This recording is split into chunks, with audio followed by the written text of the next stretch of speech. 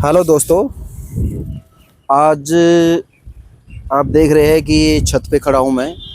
तो आज आप लोगों को समझाया जाएगा कि छत पे सरिया बांधते वक्त किन किन चीज़ों का ध्यान रखना चाहिए और बीम में बीम में सरिये को बांधते वक्त किन चीज़ों का ध्यान रख रहे, छत पे जो सरिया बंधा है उनको किन चीज़ों का ध्यान रखें।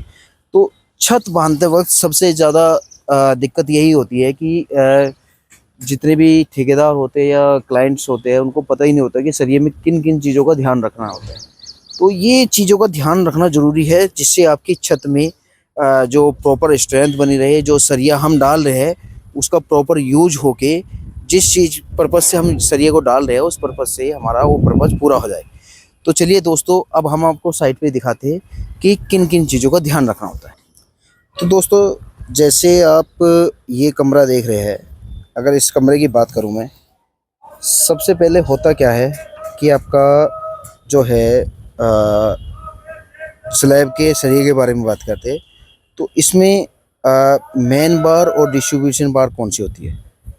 तो मेन बार होती है आपकी, जैसे सपोज करो हम वहाँ से, ये लंबाई हो गई आपकी इधर से इधर और ये चौड़ाई हो गई। चौड़ाई अगर 12 फीट है और लंबाई आपकी 15 फीट है तो शॉर्ट जो स्पैन हो गया वो 12 फीट वाला हो गया।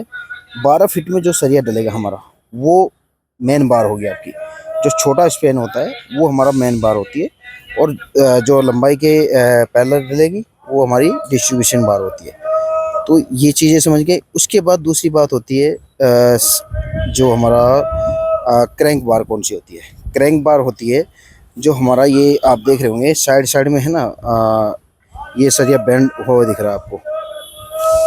आप साइड साइड में देखेंगे क्रैंक उठा हुआ है। तो यही, इसी को जो सरिया, ये हमारा बीच में प्लेन प्लेन सरिया बंधा हुआ है। प्लेन सरिया बनने के बाद जो ये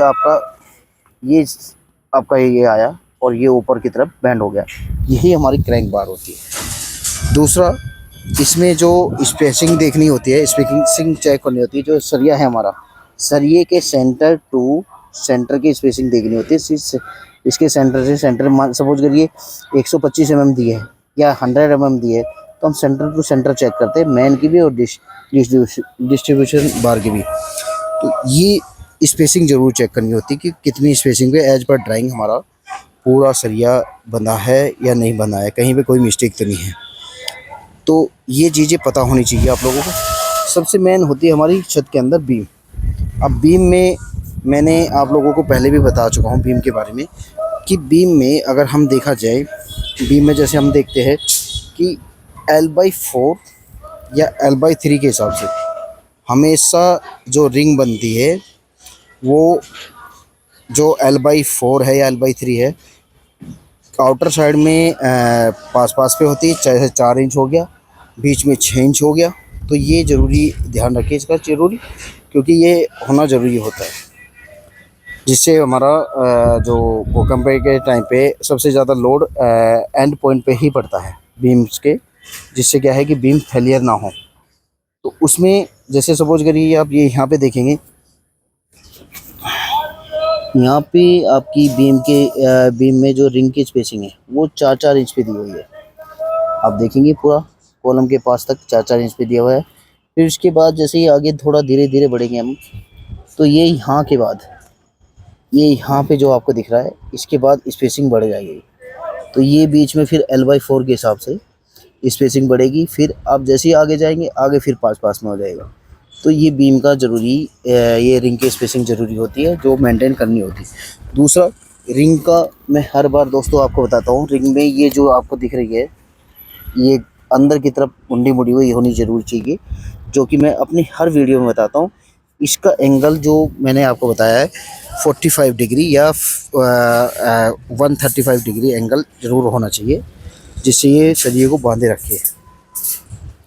दूसरा दोस्तों, एक चीज़ और है, जो कॉलम हमारे ऊपर निकले होते हैं ना छत के ऊपर, उसमें जो भी सरिया निकलता है, सरिया हमारा इस हिसाब से निकलना चाहिए कि जो हमारा लैब का वो होता है, फार्मूला होता है, जैसे D/50 होता है, तो D/50 के हिसाब से ऊपर सरिया निकला होना चाहिए, जिससे हमें छत डालने के बाद लैब करने में आसानी हो।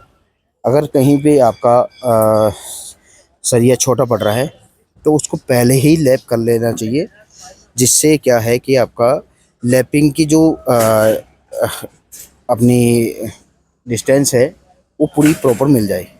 ऐसा ना हो कि भाई आपको लेंटर डालने के बाद अगर हम 16 mm का सरिया डाल रहे हैं, 16 mm के सरिये में आपका 800 mm की लैपिंग होती है, तो 800 mm में आपका जो पता चल रहा है कि जी वो 800 की बजाय 600 mm मिल रहा है, 500 mm मिल रहा है, तो वहाँ पे फेलियर होने के चांसेस हो जाते हैं।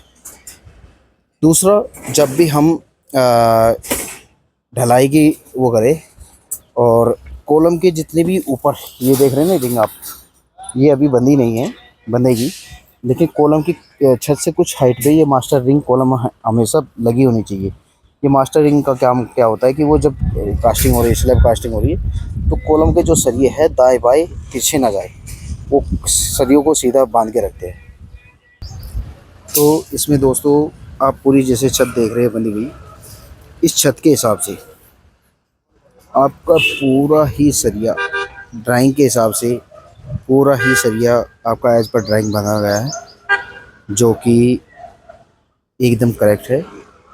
और दोस्तों ज़रूर ये मैं कहूँगा आप लोगों को, ज़रूरी आपके स्ट्रक्चर इंजीनियर हैं, उन्हें जो ड्राइंग देते हैं उस ड्राइंग को ज़रूर फॉलो करें। ऐसा नहीं कि स्ट्रक्चर इंजीनियर ड्राइंग तो कुछ और दिया है, ड्राइंग में सरिया जो मेंशन है वो कुछ और है, और आप as per site follow up कुछ और कर रहे हैं, तो ये नहीं होना चाहिए। बाकी दोस्तों उम्मीद करता हूँ छत के बारे में, छत के सरिये के बारे में आपको जो भी है, जो भी जानकारी मैंने दी है वो आपको अच्छी लगी होगी। अगर जानकारी आपको अच्छी लगी है तो दोस्तों लाइक करें, शेयर करें और कमेंट करें।